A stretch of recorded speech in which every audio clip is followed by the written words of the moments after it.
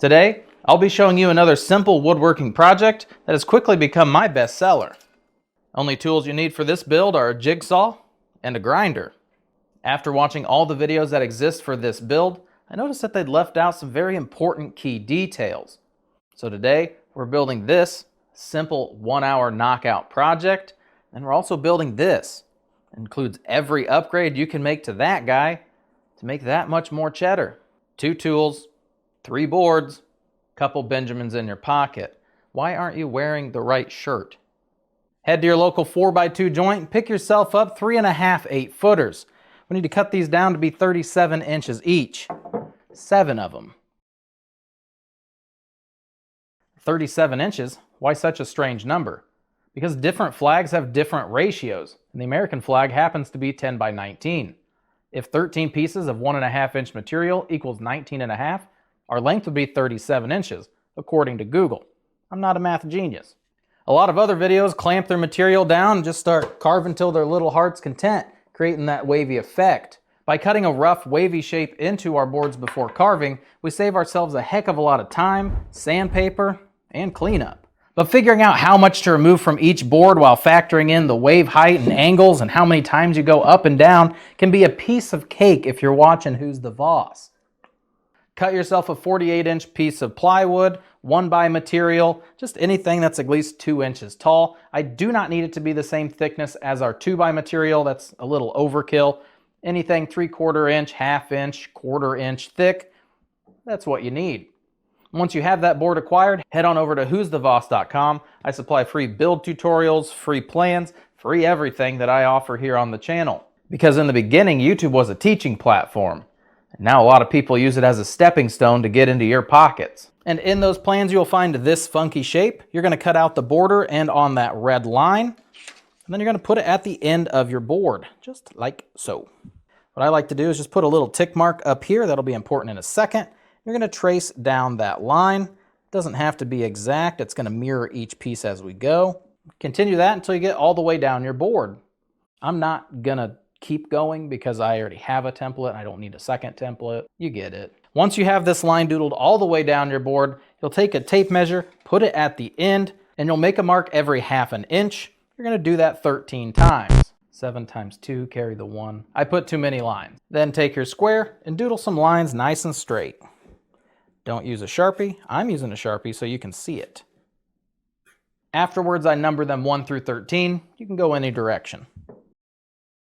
And then take your board, cut it on that wavy line, and you've now created your own personalized jig.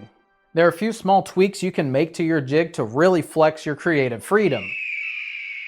Because the 250th anniversary, when you say freedom, that's freaking out the chickens. Like when you say like and subscribe, it pops up stuff. There are some cool things you can do with this jig that I've seen no other creator show you, so I'd like to show you now. If you start with your first board on 1, and then you end with your 13th board on 13, you're going to get a wave pattern that goes to the right. If you reversed it, started with 13 and worked your way down to 1, your wave pattern would be reversed. It'd go the other direction. If you started on 1, went down to 7, and then crawled back down, I don't know what would happen. It would look pretty cool. And wave direction is not the only thing you can change up. These are all 1/2 inch spacings, meaning that I start here and my board progresses 1/2 inch every time I move up. So from the bottom board to our top board, I've got 6.5 inches of difference. If I had set this to be 1/4 inch, I would start here and my wave would end right here. Now, I do have 5 waves because of my template, so I'm always going to have this number of waves unless you change up your template. However, you can change the angle from this. It could be like this for your wave. If you had gone to being 1 inch or 3/4 inch of these tabs, your wave would lay down more. If you went 2 inches, it'd lay down even more. No matter if you make the jig to match my plans or you're going off in your own direction, all of the steps to follow will be exactly the same. I take my board, tip it up on its end so both of these are nice and flat on the workbench. I go down to that very first marking, and then I trace my board all the way down.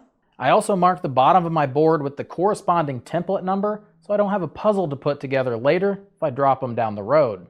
Then return to your jigsaw and cut out that wavy line you're going to learn to love. Then we return the leftover section of our board back to our template, put it on spacing number 2, trace that squiggly onto your board. Remember to mark a 2 on the bottom of our piece because you're going to forget that about 50% of the time. And you're going to repeat these steps for the other 6 pieces of wood. I don't care to have that weird little fast forward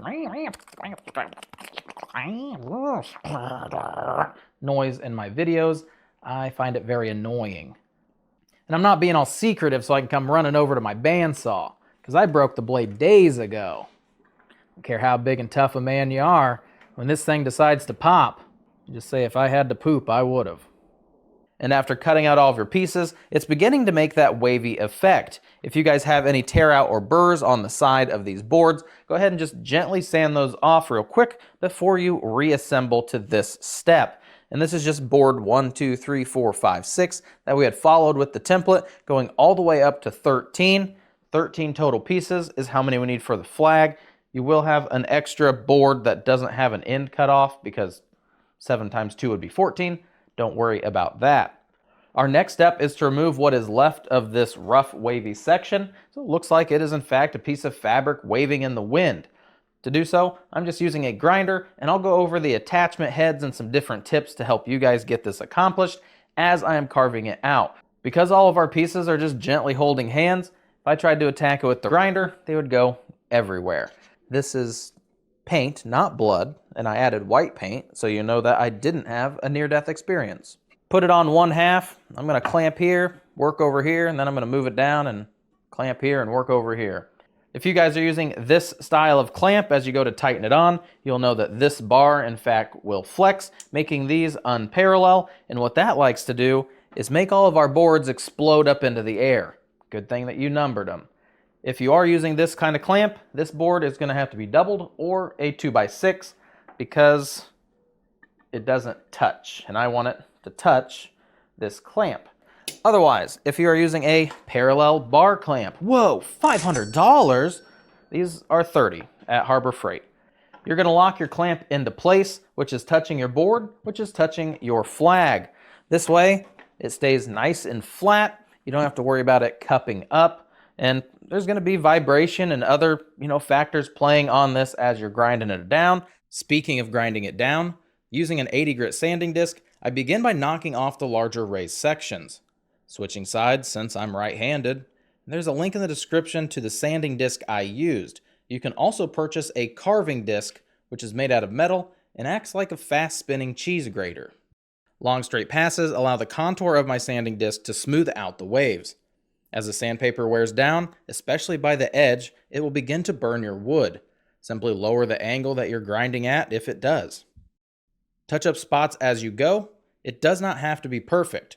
If you choose to burn the surface of the wood as I do here in a moment, most of your blemishes are going to be covered up. Wear a mask, use proper ventilation, or simply do this step outside. If you're anything like me, health reasons would come second, mainly because doing this in your garage covers every surface with very fine sawdust particles, and those particles can float in the air for well over an hour. Switching over to an orbital sander with 60 grit sandpaper. It was not an originally included tool, but it gives you a slightly better result here at the end versus using the grinder. And I'm cleaning up the highest point of our wave to be more rounded. You can also follow the contour of the wave and buzz off boards 1 and 13 to give you this more in-depth wavy look. And you'll end up with something that looks like this. Super cool. Lastly, a simple wood burn to the surface really brings out the grain and hides those oopsie blemishes. Under the video, if you click on more and then you click more again, depending on your device, you'll find all the links that I keep referring to. And 2 more are going to be this pack of 500 1-inch white stars. It's an Amazon buy. Don't remember how much it is. That much. And you'll see these templates. They come in a 3-pack. This is the smallest size. They do come even larger, but we're not making a flag the size of the workbench. We do have a problem with this template, however. If I line it up at the top and it looks all perfect and you're like, heck yeah.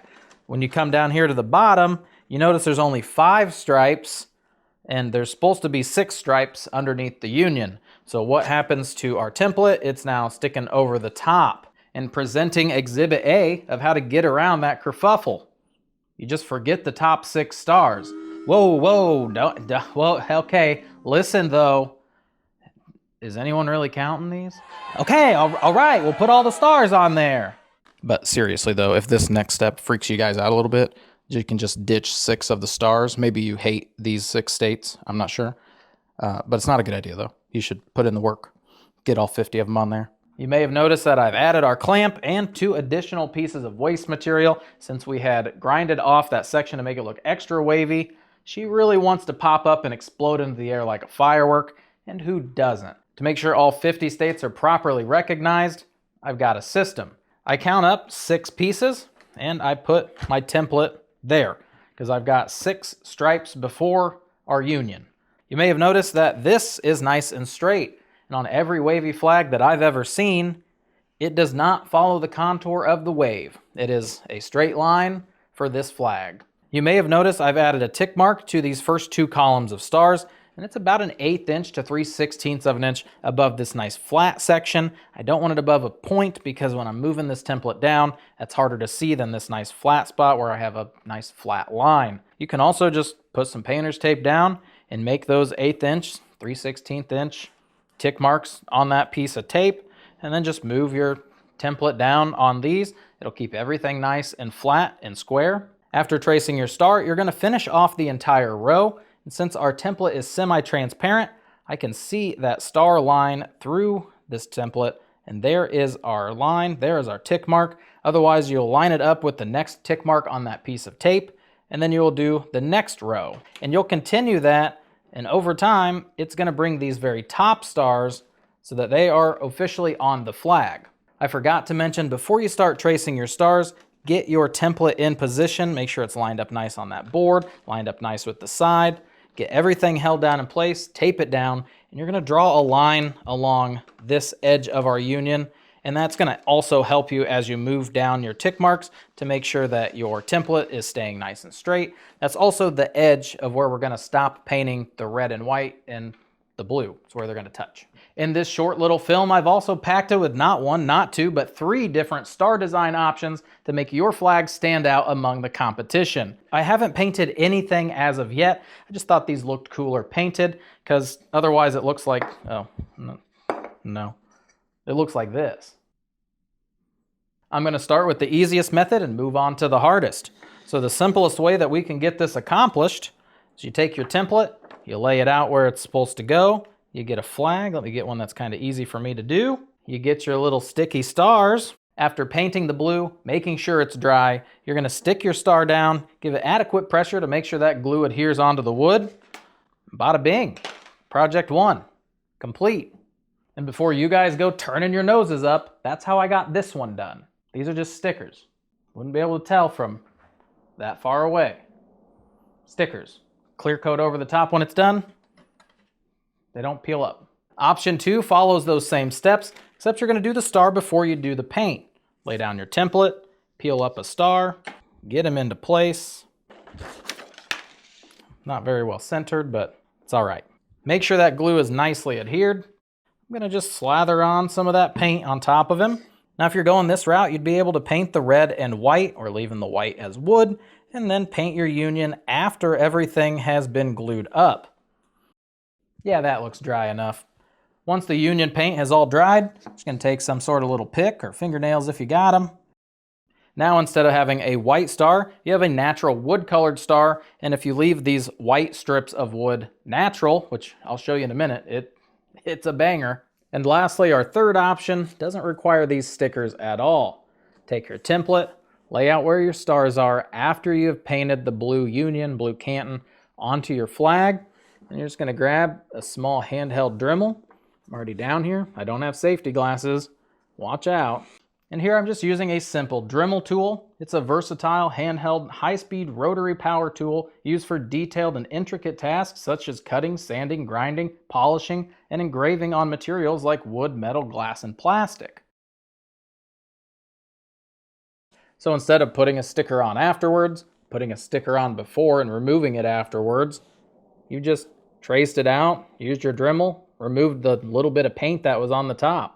Painting your flag is easy breezy. We have 13 pieces, and there are 13 stripes. Every other will be red, And you'll see that even I messed this up somehow.